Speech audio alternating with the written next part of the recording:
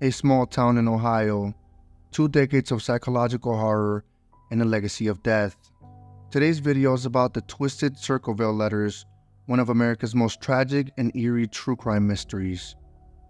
In the 1970s, Circleville, Ohio, only had a population of about 13,000 people. It was the classic American little town where nobody locked their doors. But things were about to change fast. In 1976, the residents started receiving bizarre letters from a mysterious sender. The chilling part was that the sender was somehow aware of the victim's dark, life-changing secrets. The centerpiece of the whole story was Mary Gillespie, a school bus driver and a mother of two. Mary would continue to receive threatening letters for years. All were posted from Columbus, Ohio, and written in strange block letters with no return address. The letters contained intimate details about people's lives and alarming threats. And so began a cycle of letters and rumors that would lead to nothing but death and ruined lives. Over 1,000 letters were received in 20 years, yet somehow the sender got away with it. Who was the Circleville letter writer? Why weren't they caught? Stick around as we pick apart this web of revenge plots, police cover-ups, and more in pursuit of the Circleville letter writer. Mary Gillespie lived in Circleville with her husband, Ron Gillespie, and 2 daughters. One day, an ominous letter appeared in Mary's mailbox, accusing her of infidelity with Superintendent Gordon Massey. The letter read, "Mrs. Gillespie, stay away from Massey. Don't lie when questioned about meeting him. I know where you live. I've been observing your house and know you have children. This is no joke. Please take it serious. Everyone concerned has been notified, and everything will be over soon." The writer knew where she lived, where she worked. He also knew about her kids. You can only imagine how frightening it must have been when she'd hear something at night or when one of her children got home late. Despite that, Mary chose not to alarm her husband or children and ignored the ominous letter. She continued to receive more of these letters. Each one was more vicious than the one before. Sadly, she continued to ignore them for a long time. This brings us to March 3rd, 1977. Gordon Massey was the superintendent at Westfall, the school district Mary worked for. On the morning of March 3rd, when Massey arrived at work, he found a letter waiting for him in his mailbox. The writing on the letters was in all caps. A return address was nowhere to be found. The mailing address was Columbus, Ohio. But what was written inside the letter made the superintendent's blood run cold. "Dear sir, according to my girlfriend, you have asked her to go out many times and have asked the other female bus drivers too. This must stop at once for the good of the school and families. If they are not stopped, I will be forced to write to the school board, and I would hate to do that. To prey on another man's girl is untouchable. I suggest you find yourself a pimple-faced whore and start up with her and leave my girls alone." On the surface, Massey had the perfect small-town life. A nice job, a teenage son, and a wife. But the letters seemed to suggest otherwise. The Circleville letter writer would continue to accuse the superintendent of having affairs with his female bus drivers. With each letter, the threats grew more intense. One letter said he'd cut the brakes off Massey's car and slash his tires if he didn't stop pursuing his female employees.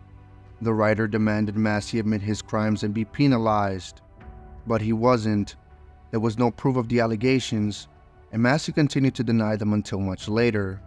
Massey failed to heed the writer's warnings. Maybe he antagonized him further. But a few weeks later, the school vice principal also received a suspicious letter. A rambling 4 pages accusing Massey of multiple accounts of sexual harassment, demanding that he had to be fired. Later that day, the school received another letter. The writer claimed he was keeping tabs on Massey and knew exactly which bus drivers Massey was having affairs with. On March 18th, the school would receive another one of these accusatory letters. Frighteningly, it contained details that only someone who knew the school system very well would know. something he couldn't have pulled out of thin air. Dear school, talk to Gordon Massey about his affairs. I shall warn you. I know the truth. I want to protect your school. It has a good reputation. You should keep it like that. I shall send you proof about driver number 62917. She has a child in school there now. I shall prove this shortly. I expect him to be discharged. You'll see that I am telling the truth. Gordon Massey and Mary Gillespie did end up admitting that they were, in fact, having an affair.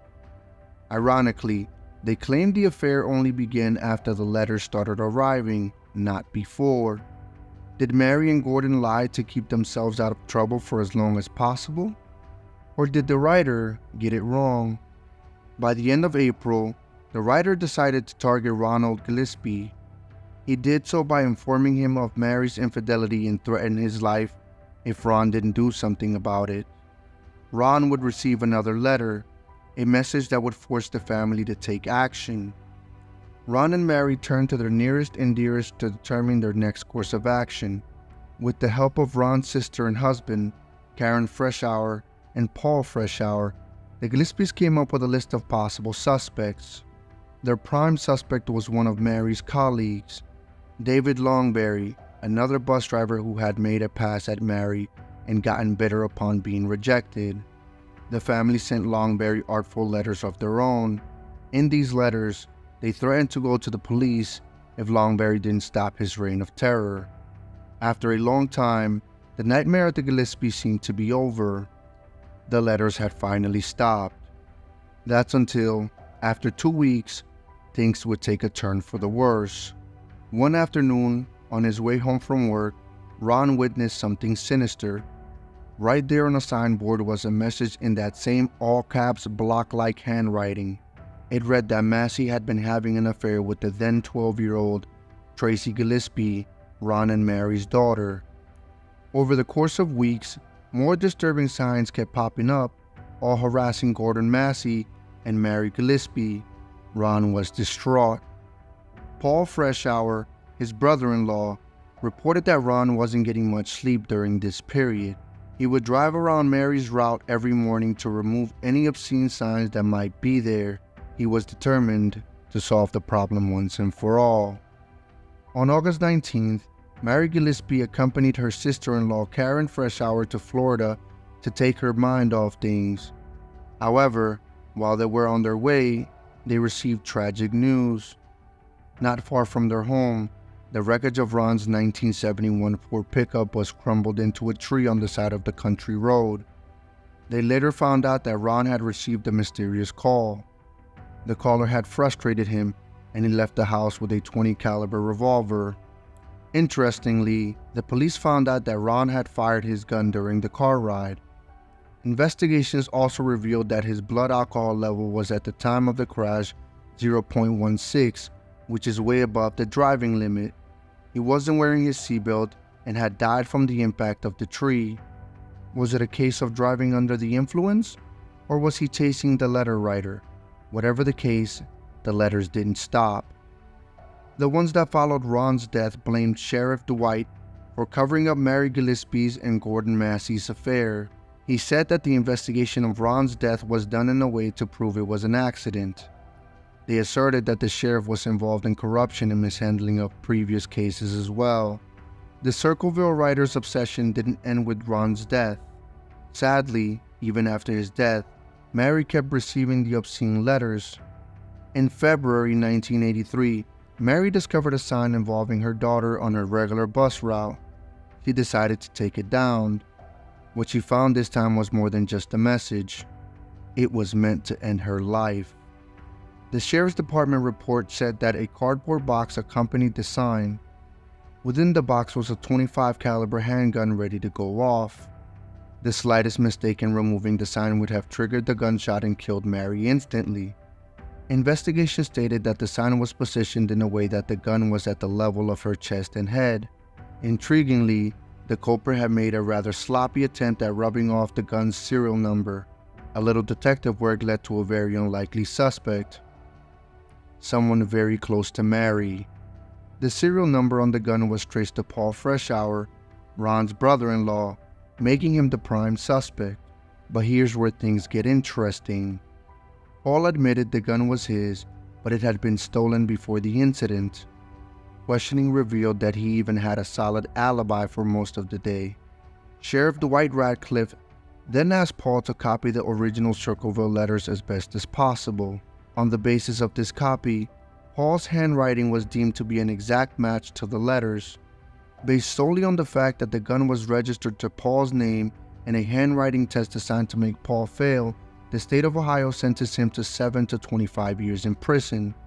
What's creepy is that the Circleville letters continued to arrive without delay, even when Paul was in solitary confinement.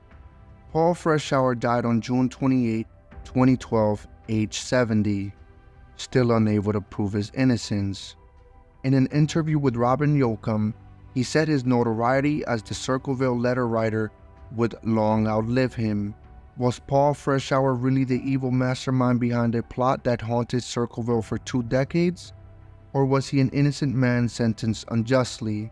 Were there copycats or someone else is doing Paul's bidding on his behalf while he was in jail?